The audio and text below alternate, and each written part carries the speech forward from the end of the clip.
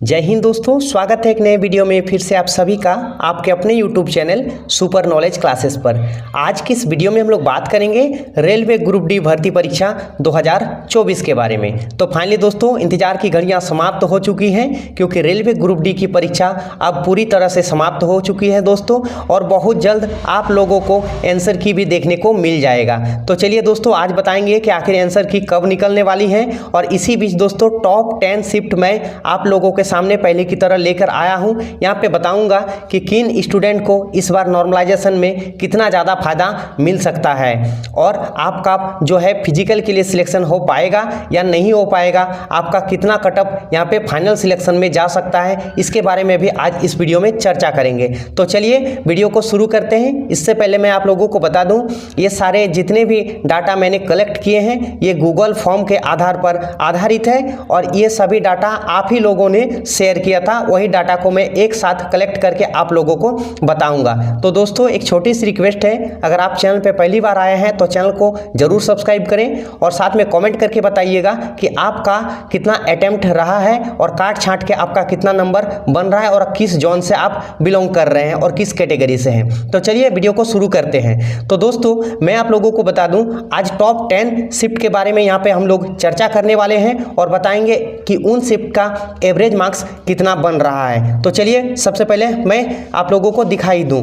तो चलिए देखिए दोस्तों, सबसे पहले यहाँ पे दिखाई दे रहा होगा आप लोगों को कि 9 जनवरी 2026 का जो थर्ड शिफ्ट था वहाँ पे एवरेज मार्क्स सिर्फ और सिर्फ 72 बन रहा है। अब 72 एवरेज मार्क्स अगर बन रहा है दोस्तों, और आप लोगों का किसी का अगर 60 प्लस है, तो आप लोगों को अगर मन में हो रहा है कि मेरा सिलेक्शन होगा कि नहीं होगा, तो मैं आप लोगों को बता दूं कि एवरेज मार्क्स जो होता है दोस्तों, ये अभी जब तक आंसर की नहीं निकल जाता है उसका अभी वैल्यू नहीं है। क्यों वैल्यू नहीं है? क्योंकि आपको लगता है कि आपका 72 नंबर बन जाएगा, लेकिन ऐसा नहीं होता है। आंसर की आने के बाद कुछ क्वेश्चन तो गलत बिल्कुल भी होंगे, क्योंकि वहाँ का प्रेशर, एग्जाम हॉल का प्रेशर और घर में सेट मारने का प्रेशर बहुत अंतर होता है दोस्तों। तो प्रेशर में जो जानते हैं चीज़ वो भी गलत वहाँ पे हो जाता है। तो अगर 72 बन रहा है, इसका मतलब 72 ही इनका ये शिफ्ट में एवरेज नहीं आएगा, इससे कम ही एवरेज आएगा।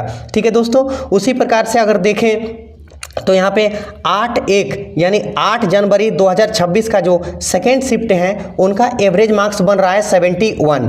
तो मैं आप लोगों को बता दूं दोस्तों, अगर आप लोग जनरल कैटेगरी से हैं, अगर आप लोग जनरल कैटेगरी से हैं और आपका 65% यानी 65 नंबर अगर बन रहा है काट छांट के, तो बिल्कुल आप किसी भी जोन से हो, आप फिजिकल के लिए एलिजिबल हो जाएंगे। और आपका अगर 70 प्लस स्कोर बन रहा है 72, 73, 75 तक, तो इसका मतलब ये हुआ दोस्तों कि फाइनल सिलेक्शन में भी आपका पूरा चांस बन रहा है। और अगर आप लोग ओबीसी से है और आपका जो शिफ्ट था वो काफ़ी टफ था, तो 60 प्लस में भी आपका फिजिकल के लिए सिलेक्शन यहाँ पे हो सकता है। अगर काट छांट के 60 प्लस भी नंबर आपका आ रहा है, 60 प्लस कहने का मतलब है दोस्तों 60 से 65 के बीच भी अगर आप लोग का रॉ मार्क्स बन रहा है, तो आप लोग बिल्कुल फिजिकल के लिए एलिजिबल हो जाएंगे, अगर टफ शिफ्ट रहा तो। और अगर नॉर्मल शिफ्ट रहा तब तो दोस्तों यहाँ पे प्रॉब्लम हो सकता है, खासकर ओबीसी का।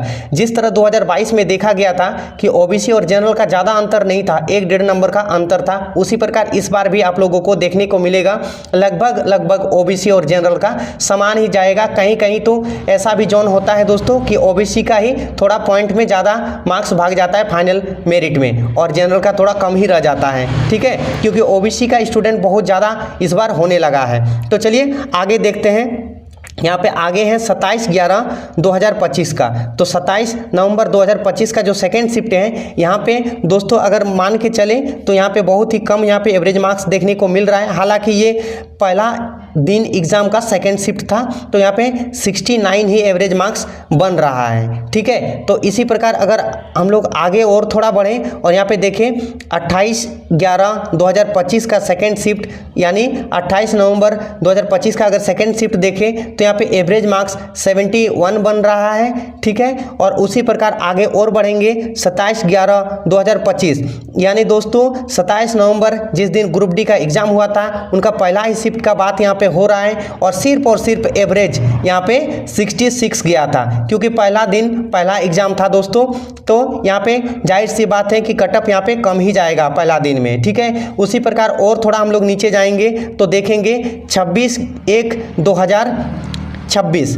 यानी 26 जनवरी का जो एग्ज़ाम था वह थर्ड शिफ्ट का एवरेज मार्क्स 71 बना था। उसी प्रकार 2 फरवरी 2026 का जो सेकेंड शिफ्ट था उनका भी एवरेज मार्क्स 73 बना है। तो आप लोग देख सकते हैं दोस्तों, शुरू से अंत तक 1-2 शिफ्ट को छोड़कर लगभग आपका जो एवरेज मार्क्स के वेरी कर रहा है वह 70 से 75 के बीच वेरी कर रहा है। तो आप लोग यूँ मान के चल सकते हैं कि एवरेज मार्क्स जितना भी बनेगा 70 से 75 के बीच में ही बन सकता है। अगर इसी प्रकार आगे हम लोग देखें दोस्तों 2 फरवरी 2026 का सेकेंड शिफ्ट, तो यहाँ पे एवरेज मार्क्स 73 बन रहा है, ठीक है। और थोड़ा आगे बढ़ें तो यहाँ पे 2 फरवरी 2026 का जो थर्ड शिफ्ट है यहाँ पे एवरेज मार्क्स 72 बन रहा है, ठीक है। इसी प्रकार और थोड़ा देखें आगे जाके तो यहाँ पे 31/12/2025 यानी 31 दिसंबर का जो सेकेंड शिफ्ट था वहाँ पे थोड़ा ज़्यादा यहाँ पे एवरेज मार्क्स आप लोगों को देखने को मिलेगा। हालांकि हमको लगता है कि ये शिफ्ट थोड़ा इजी था कंपेयर देन अदर शिफ्ट, ठीक है दोस्तों। तो इसी प्रकार आप लोग भी कमेंट करके बताइएगा कि इनमें से कौन सा शिफ्ट में आप लोगों का एग्जाम हुआ था और आप लोग कितना मतलब एक्यूरेट क्वेश्चन अटेम्प्ट कर पाए हैं और उसमें से कितना क्वेश्चन आप लोगों का गलत हो रहा है, ठीक है। उसी प्रकार अगर देखें 26/12/2025 का जो फर्स्ट शिफ्ट था यहाँ पे भी काफ़ी ज़्यादा यहाँ पे एवरेज मार्क्स देखने को मिल रहा है, 74 एवरेज मार्क्स यहाँ पे देखने को मिल रहा है। तो ये सारे शिफ्ट को मैंने डिस्कस किया है आप लोगों के सामने। तो दोस्तों आप लोग कमेंट में ज़रूर बताइएगा कि आपका कितना रो मार्क्स बन रहा है। और अगर बात करें दोस्तों नॉर्मलाइजेशन में, तो नॉर्मलाइजेशन काफ़ी अहम रोल अदा करेगा इस बार, क्योंकि अगर देखा जाए पिछली बार जो 2022 RRC के द्वारा ग्रुप डी का एग्जाम कंडक्ट कराया गया था वहाँ पे भी लगभग 12 से 15 नंबर तक का यहाँ पे नॉर्मलाइजेशन मार्क्स बहुत सारा शिफ्ट में मिला था। और उसी प्रकार दोस्तों इस बार भी 10 नंबर 12 नंबर नॉर्मलाइजेशन देखने को मिलेगा, खासकर हार्ड शिफ्ट वालों के लिए बहुत ही ज़्यादा। और अगर बात करें दोस्तों लगभग 2.5 मंथ से एग्जाम चल रहा है, 2.5 महीना से। तो यहाँ पे पहला जो शुरू में जिनका एग्जाम था और जिनका अंत में एग्जाम था उसमें भी बहुत ज़्यादा नंबर का यहाँ पे हेर फेर देखने को मिल सकता है, ठीक है। तो अगर बात करें दोस्तों इस बार का, तो इस बार काफ़ी कुछ बदला हुआ था 2022 के कंपेयर में, क्योंकि 2022 में रैंडम क्वेश्चन पूछा जा रहा था जीके का, आपका मैथ का, रीजनिंग का, लेकिन इस बार सेक्शन वाइज कर दिया था। इसमें भी काफ़ी उलटफेर देखने को आप लोगों को मिल सकता है। और बात करें दोस्तों इस बार नेगलेक्ट क्वेश्चन, तो नेगलेक्ट क्वेश्चन हर बार की तरह इस बार भी 2-4 क्वेश्चन आप लोगों को प्रत्येक शिफ्ट में देखने को मिल ही जाएगा। तो चलिए अब देखते हैं आंसर की के बारे में थोड़ा जानकारी लेते हैं। तो जहाँ तक उम्मीद लगाया जा रहा है दोस्तों 15 से 17 फरवरी के बीच, यानी 15 से 17 फरवरी के बीच बिल्कुल आप लोगों का आंसर की आ जाएगा, जहां तक उम्मीद लगाया जा रहा है। और अगर नहीं आता है तो 20 से पहले एकदम गारंटी है कि यहाँ पे आंसर की ग्रुप डी का देखने को मिल जाएगा। तो चलिए और 10 शिफ्ट को नेक्स्ट वीडियो में हम लोग लाएंगे और अब जोन वाइज भी कटअप लेकर आएंगे आप लोगों के सामने। तब तक के लिए विदा लेते हैं। इससे पहले चैनल को जरूर सब्सक्राइब करें दोस्तों और दोस्तों के साथ शेयर कीजिएगा। जय हिंद, जय भारत।